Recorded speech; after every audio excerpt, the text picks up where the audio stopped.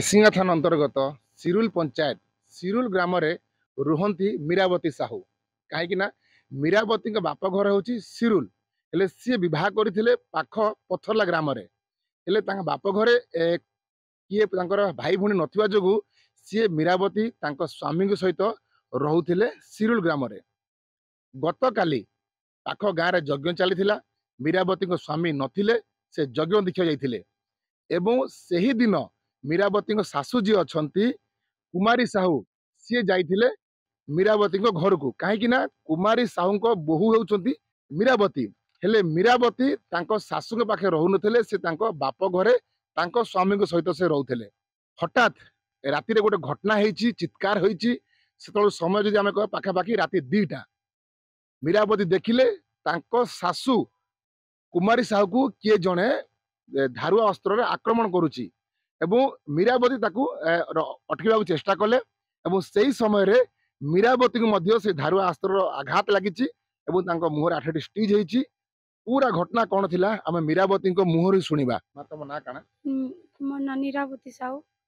मुई तो सुई पड़ी आम सार से लोग झगड़ा लगले कि क्या कले माई जी स्त्री आम नहीं जानो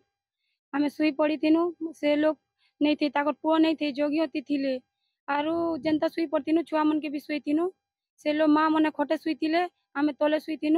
आरु राति मुहा टुआल बांधी अटाटी गोटे कपड़ा हांदी गुड़े होते आरु छुरी गोटे धरते माँ के जनता आकाट हेरा कले कला के मुई छोट टुकेल चेत पाइला चिल्ले देला के मुई उठी करी छोड़े गला बेल के मते छुरीटा मारी देली मोर ससुर हाँ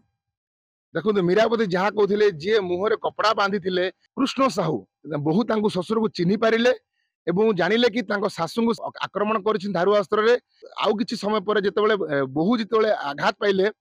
स्वामी को से खबर देले स्वामी आसी केसी डाक्तरखाना नहीं गले हेले किछि घंटा परे ससुर जी अच्छा कृष्ण साहू शव निकट रेल धारण मिली जहाँ अनुमान करा जाउची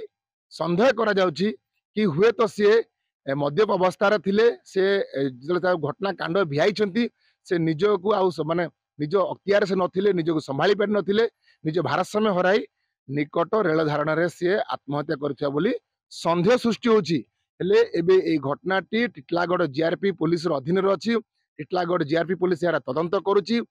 क्यों कारण से रेल धारण को शवटी पड़ीला ताहा तो तदंतर ही जना पड़िबो हेले एठार गोटे कथा सामना को आसुची जे जो परिवार जो अशांति रोची परिवार जो कलह रोची से कलहर करुण परिणति केते भयंकर होता है ताहा एठारे ही जल जल दिसुची कहीं कृष्ण साहू जी थे सी